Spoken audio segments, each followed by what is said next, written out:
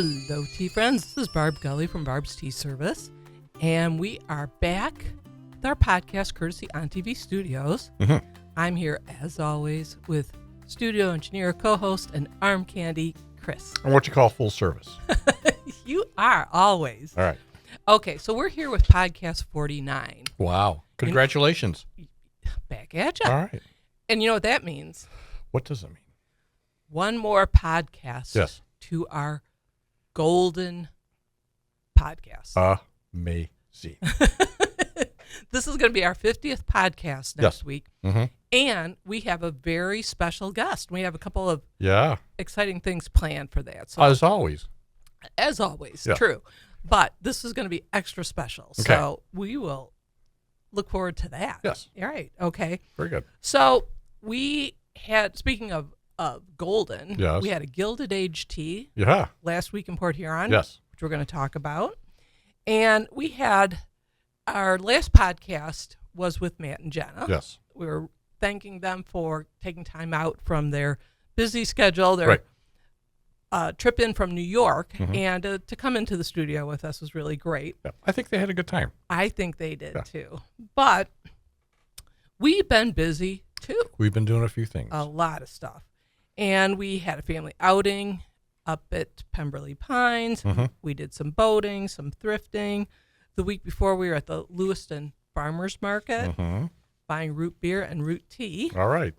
And to top all of that off, last weekend, we took the family up for an astronomy club campout. It was great. Yeah.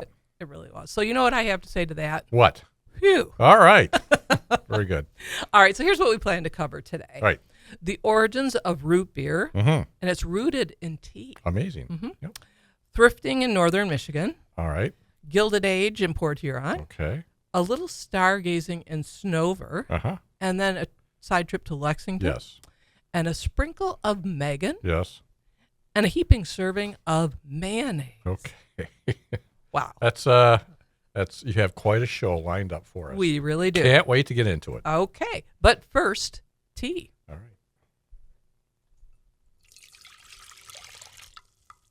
All right. Okay. So today we're trying root beer rooibos. There we go. Okay. You want to take a little sample? Yep. So it's got a, I'm kind of used to the A&W and Right. We got a hint of it maybe. I think it's subtle. Yeah. But that's okay. Yeah. And this is from Tea Lake Treats and Tea. Oh yeah. Okay. And our great friend, Trisha. Mm-hmm. And Trish was at the Lewiston Farmers Market Right. a few weeks back, Right. and we met up with her. Mm-hmm. And she's got her own mixture here, and it's rooibos tea Right. with sarsaparilla root and root beer flavors. Okay. And rooibos, we haven't talked a lot about rooibos, No. I don't think, in previous podcasts, but Right. it is an herbal tea. Right. It's from South Africa. Okay. It means red bush. Okay. Comes from a bush. And this is also something that is a nice alternative to caffeine. Okay. But I want to just show this is Okay. There you go. The tea bag, packaging. Yep. the Okay. packaging, and this is what it looks like. Okay. And when you open it up, Yeah. and you get this really nice aroma. I know we don't have Yeah. that to offer. Don't have smell-o-vision yet. Yeah, but it's really good. So Yeah. All right. really enjoy So it smells a lot more like root beer. it. Does. It does. Okay. All right. Really will bring you back to Yeah. root beer, All right. the drink. I'll bet as this cools, it probably will bring more of the root beer flavor in it. You know what? Because I think, I personally associate root beer being a cold drink. Right. And maybe that your brain doesn't process there. Okay, There's interesting. We'll have to test that theory later in the podcast. Yes. Also, it might be a good iced tea. Yes, there you go. So, all Okay. right. Okay. Okay. But talking about speaking of the real Right. thing, when we were at the Lewiston Farmers Market, we also met up with Ryan Cottrell. Okay. He is owner of Sweet Copper Farm in Vanderbilt, Michigan. Okay.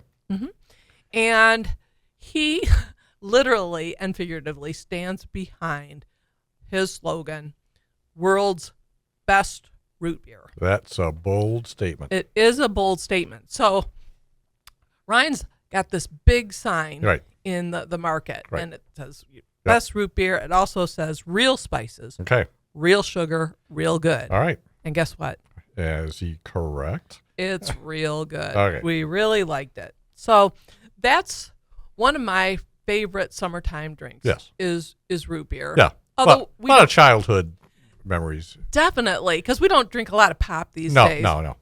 But I remember when I was a kid, when we'd do family vacations to the Upper Peninsula, Right. my dad's cousin owned an A&W Yes. root beer Yes. stand. Uh-huh. Wow. Yeah. Guess where you were at a lot. Yes. All right. Oh, it was so good in that big heavy mug you Yeah. could hardly hold. Right. Yeah. But it was so good. Yeah. All right. So it got us thinking, though, about the origins of root beer. Right. And shout out to my brother Glenn, Mm-hmm. because he pointed us to Mm-hmm. the History Channel's Food That Built America. Oh, yeah. That's Okay. one of our faves. It is. It's a great series. Right. And this was season 5, episode 3, Okay. where they talk about the root beer story. Okay. And it's rooted in tea, as I mentioned. Okay. Okay. Yeah. So in 1875, All right. this Philadelphia pharmacist Mhm. was with his wife, Yep. and they were honeymooning in rural New Jersey, Uh-huh. As one does. as one does. Right. And this gentleman's name was Charles Hires. Oh, interesting. Okay. All right.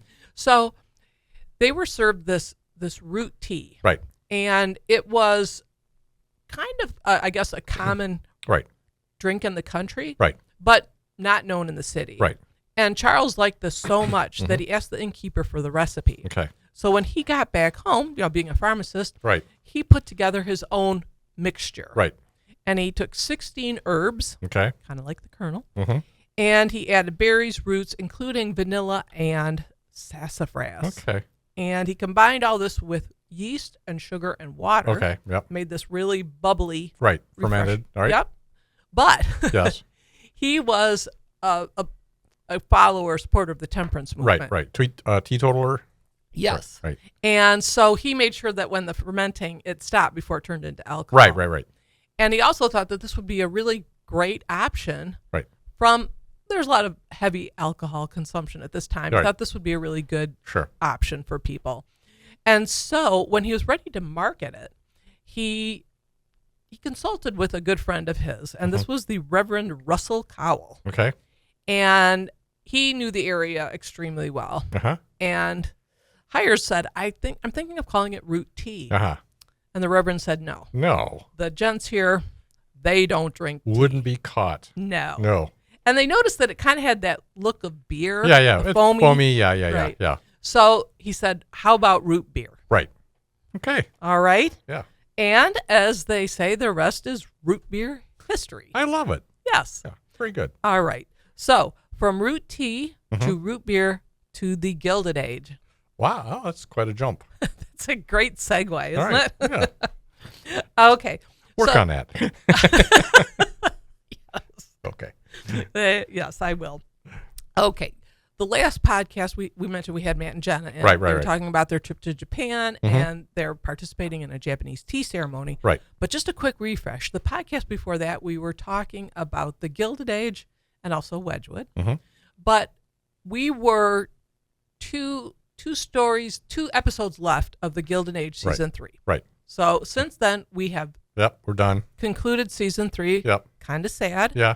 But we find solace, Yes. I will say, Yeah. in the fact that they have committed to a season 4, Uh-oh. Okay. and they've also hinted Uh-huh. that there may be some Downton Abbey overlap. You know, what Julian Fellows, I think that's the safest bet in the world. Right, because he's the writer and Right. creator of both. Right. And we may see a young Cora Crowley, Right. but at that time she would have been Cora Levinson. Right. One of the Dollar Princesses. Yes, Right. exactly. And then we might see a young version of Violet Crowley. Okay. So, Clashing. oh my goodness. Yeah. So we're at BTS. We're also having a little Gilded Age Downton Abbey overlap You are. because, as I mentioned, we had just done the Gilded Age tea out in Port Huron. Right. We have 3 more teas in September, 2 of which are Downton Abbey. Okay. And part of that is because the 3rd movie is coming out Right. in September. Right. So, yes. But to our Port Huron tea, Right. the Gilded Age. First, I want to give a shout out to Kayla Flanagan. Right. Because she's the one who extended the invitation. She is in charge of the programming at the Port Huron Museums. Right. And I met her several years ago when she was working at Meadowbrook Hall. Okay. And she was also event planning then, and she invited us to do our Downton Abbey teas. So we go back quite a way. Yeah. And she reconnected with me earlier this year, and we scheduled this Gilded Age tea for August. Okay. And it was wonderful. This venue is beautiful. This venue. Yes. And we had a menu. Yeah. But it was on the 3rd floor and just really pretty space. And I also want to give a big thank you to our BTS team extraordinaire. Yes.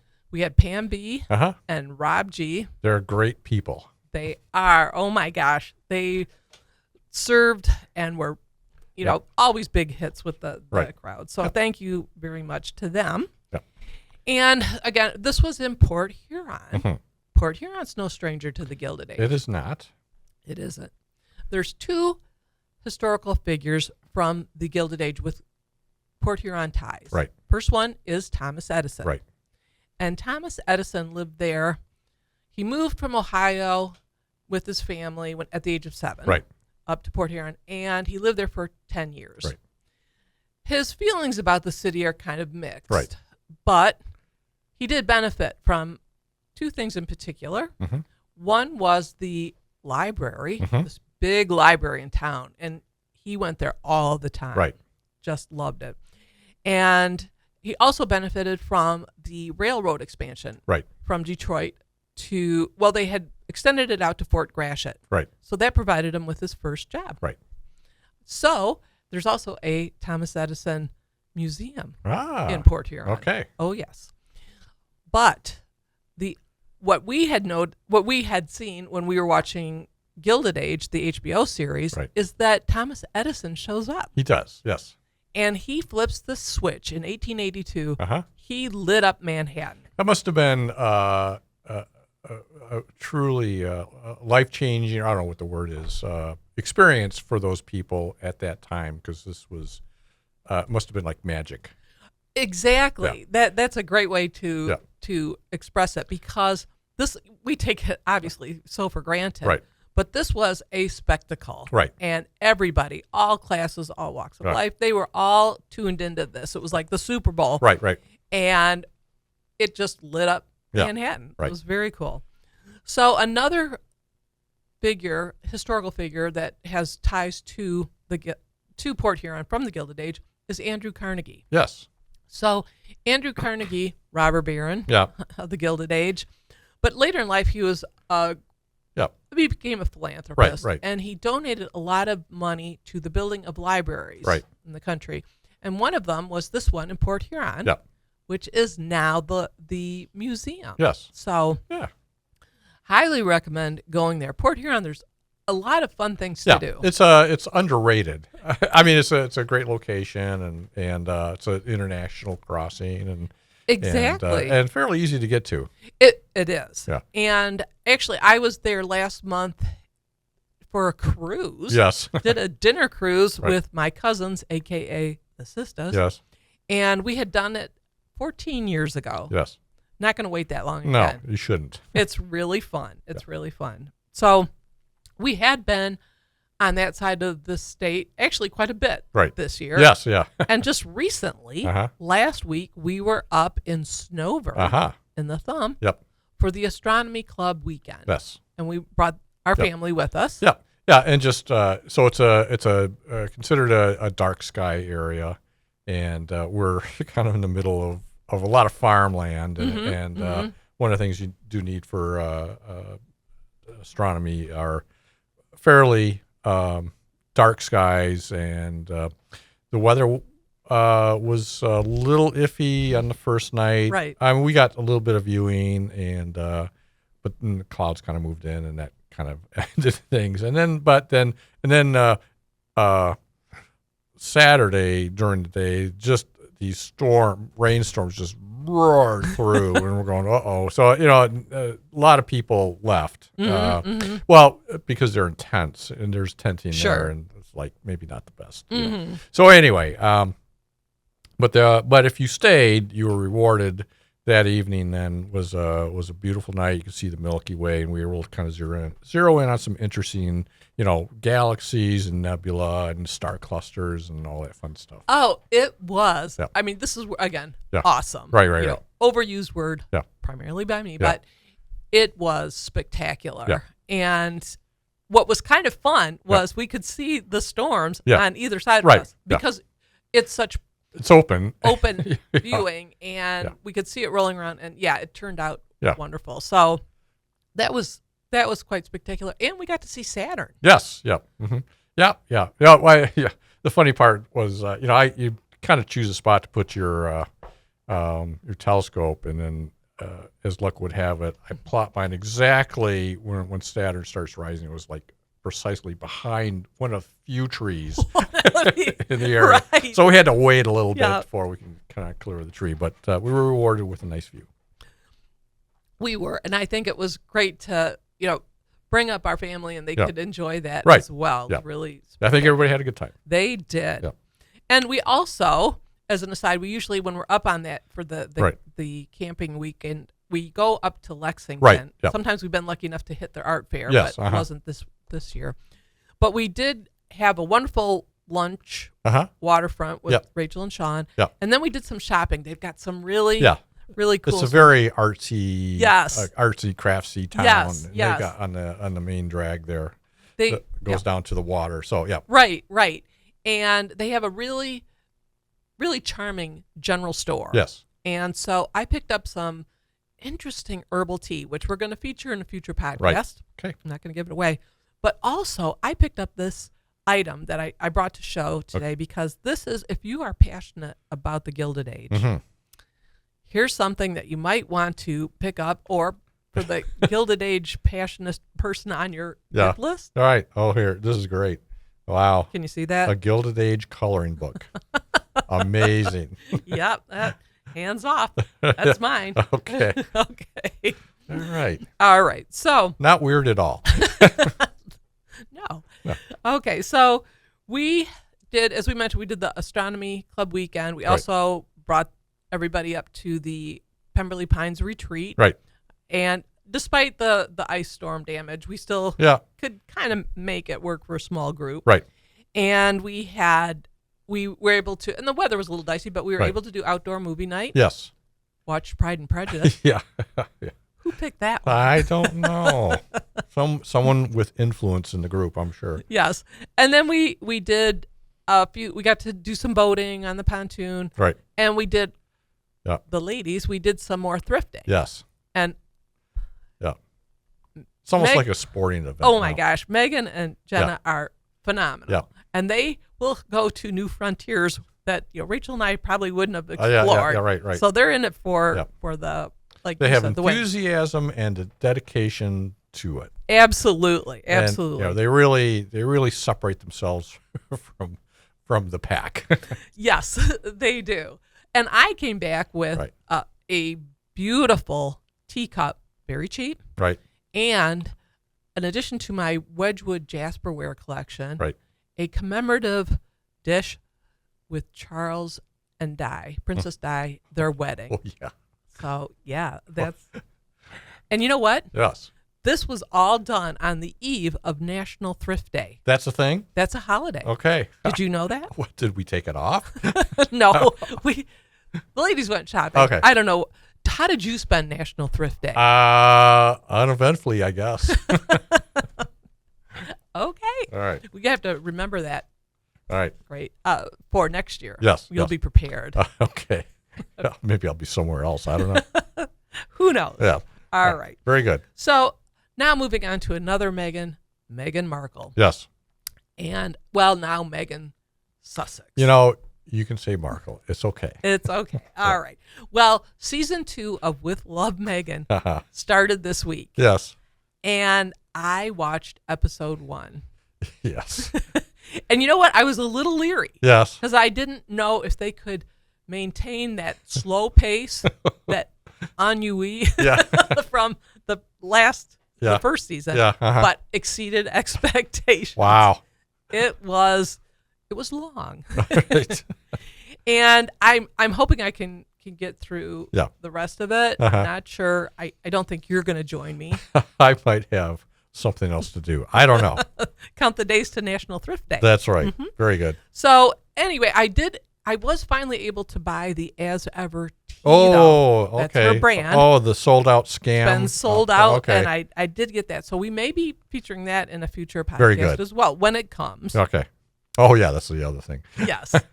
Okay. So while we're talking about inane content, All right. and I'm just not limiting it to Barb's tea You're service. yes. You cast a wide net. Yes, I do. All right. I do.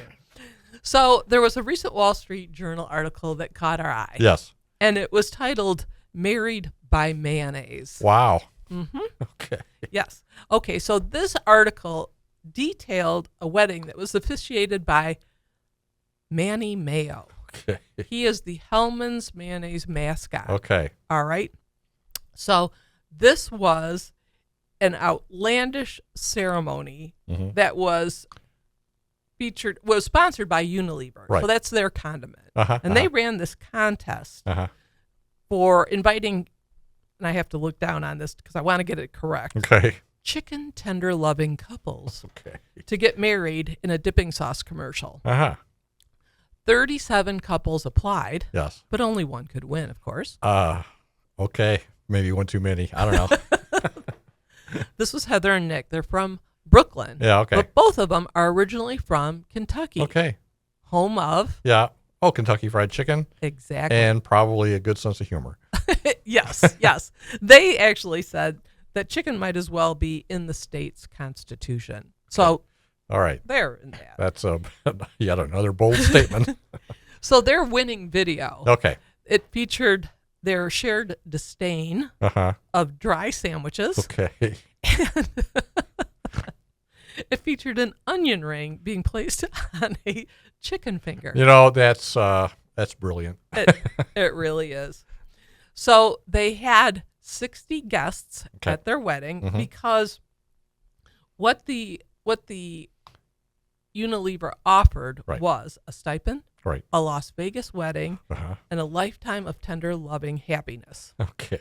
Okay, so Heather and Nick, they had 60 guests out in Las Vegas. Right. And they also had a dress code guide. Okay. All right. And the dress code discouraged wild hues. Okay. And the sponsor also noted in this reference guide, they suggested Kate Middleton on vacation. You know, you mentioned it before, and I have no idea what that even means. Okay. Yes. Okay. I thought it was really smart of them to offer a dress guide because, I mean, how would you dress for a wedding that's officiated by a large bottle of mayonnaise? I wouldn't bother. But you're right. I mean, you would have to go into your Hello magazine. Yeah. Your reference guide. And actually look for pictures. And look for pictures. Oh. But you're thinking probably business casual. Right. Way up. Okay. Times 10. Okay. Okay. All right. Smart looking. Okay. All right. So it wasn't all about looks because there's sentiment too. Okay. And here's something kind of touching. Okay. Manny Mayonnaise offered this at the ceremony. These profound words. Like chicken tender dip and chicken tenders, marriage is a beautiful union of two special flavors. Yes. That just work together. That's I'm moved, I guess. Well, it did bring many to tears. Okay. Although whether it was why am I here? Whether it was laughter or emotion, it was hard to tell. Yeah, right. But okay. Anyway, it was a bargain when you think about it because this was all paid for. Right. And they noted that the average cost of the stay of Oh, that was my timer Okay. telling me. Yeah. You got 5 minutes. Okay. Interrupting this special Yeah, right. announcement. But Tell your timer to shh. yes. So average wedding costs about $36,000. Yes. So Okay. they did well. Yeah. And it may not be to everyone's taste, Okay. if you will. All right. Because you got to have this big jar of mayonnaise in all your wedding photos. Right. But, they also said that it was going to be a dry wedding. Yeah. And we're assuming that meant no alcohol. Right. Not sandwiches without sauce. Okay. Mhm. All right. But we're not entirely turned off by this idea because I started thinking about, I don't know if you're totally on board about this, but I was thinking, hey, we've had themed teas for themed anniversaries Right. for the past 3 wedding anniversaries. That's right. Okay. 40th was the Ruby. Okay. The 42nd was Podcast. Yes. And the 42nd was Tractor. As tradition dictates. So next year could be our renewal of our wedding vows by a giant teapot. And I've even come up with some things that they might want to say. I'll bet you have. Marriage is like a cup of Earl Grey, a perfect blend of tea with a hint of citrusy bergamot. Okay, You need to work on that. all right. But anyway, I'm going to put it out there. Okay. If there's any tea brands Right. that would like to have a couple to star in a vow renewal Right. / commercial, Right. we're available. Okay. Yeah. And you know what the dress code would be? I'm afraid to ask, but you're going to tell me. Kate Middleton in shock. Okay. All right. All right. That was crazy. All right. Okay, so we have a few minutes left. Yeah. I just want to bring up something that's also very special Okay. that's coming up. It'll be in October. Right. But our friends Rick and Carol, Mhm. who've also been special guests Right. on our podcast, Right. they have a group called Confident Communicators. Yeah. It's part of Toastmasters. Right. And it's public speaking. Right. And they're going to be hosting Right.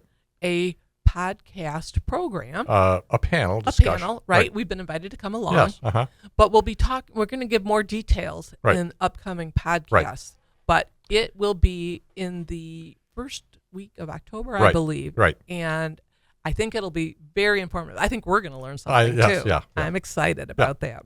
Yeah. Oh. And we were very pleased to be asked to do Oh, it. totally. It was such an honor. Yeah. So It'll be fun. It'll be fun. It'll be a lot of fun. Yeah. So thank you to Rick and Carol Yeah. for extending that invite. Very good. All right. So before we wind up, I just want to remind people that all of the things that we talked about, Right. believe it or not, Yeah. are in our recent blogs. Yes. So root beer, Yeah. we talked about the mayonnaise. You've been busy. We talked about, what else? Oh, Gilded Age. Our Yeah. Gilded Age. It was so long ago. It was like Yeah. 25 minutes ago. Yeah. And National Thrift Day. Okay. So those are all in our podcast, Life Right. 4 podcast. Our blogs. Blogs. Oh. I think I got to hit some caffeine. It's all right. All right. So do I hear that sound? Yes. Rick and Carol, don't listen to this part. We're going to be uninvited. That's right. There we go. Okay. All right. Oh, I hear that There we go. sound. Okay. Okay. Thank you, everyone, for all our listeners and viewers, to On TV Studios for allowing us to be here. Special shout out to my co-host, Arm Candy Chris. Yes. And as we like to say at Barb's Tea Service, please stay tuned. Very good. Okay.